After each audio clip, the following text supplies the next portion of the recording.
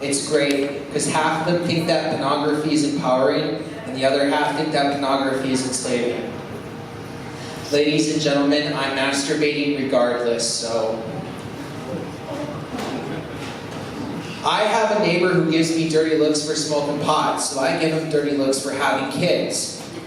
That's right, Eustace. I use birth control, and therefore I get to have more fun than you.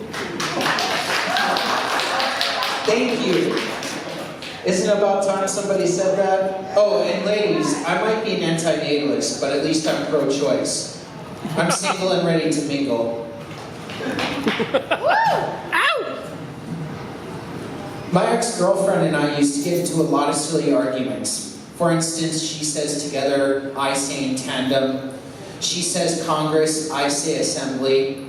She says Union of Soviet Socialist Republics, I say Soyuz Sovietsky Stojelazi Respublik.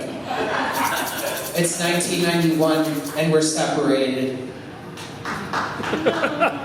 Hey, when we build buildings, it kind of makes sense to call them buildings, but when we're done, shouldn't we call them builds? Tree houses are kind of redundant because houses are already made out of trees. Hey, how do we know Santa Claus is a cuckold? Because he only comes once a year. How do we know John Lennon was into bukkake? Come together! Right now! Over me? My boss at work says that I'm one of the only subordinates willing to expand their horizons. I pointed out to her that I do a lot of acid. I know a Karen who takes Oxycontin. We call her Debbie Downer.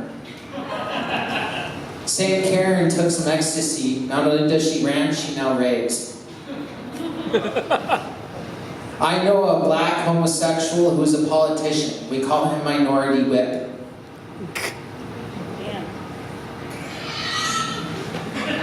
I'm sorry, that's one of those ones where the response was a little bit better than the joke.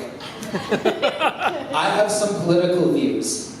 First of all, I am pure-blooded, meaning not only am I unvaccinated, but I keep my dick in my family. I'm single and ready to mingle. I think Fox News is the reason that I believe in eugenics. That's right, everybody. Castrate Republicans. Save a life or two. Okay, I get it with that last joke. I'm a socialist. That just means I'm trying to make jokes at other people's expense. The president strokes off a little bit, loses his screwdriver. He sends the Secret Service to go looking for it. They find it in Orange County with a group of alcoholics moving in together. Absolutely no one is surprised. They all met playing Oregon Trail. They all got off the wagon some time ago. Nah, fuck it, the punchline's way too dry. I think next time I get pulled over, I'm gonna exercise some white privilege. So when the cop walks up to the window and says, "Do you know why I pulled you over?" I will say, "Yeah, because you're the kinkiest cop in town." And then the cop will say, "Great, license and registration." And I'll say, "Oh, that even proves how kinky you are." And then the cop will be like, "Okay, sir, you're gonna have to get out of the car." And I'm like, "Oh, it's just gonna get even kinkier from here, isn't it?" That's pretty much how that joke goes. All right, I'm gonna close on this one. Who wants to hear the story of how I quit smoking cigarettes? Matt. No, I'm serious. I went on like a 4 or 5 day meth binge, woke up on the 5th or 6th day, and I was no longer a cigarette smoker. It's awesome.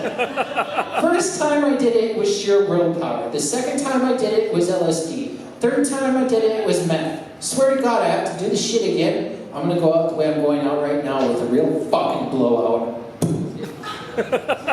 I'm Jumbo, everybody. Let's give it up for Ski.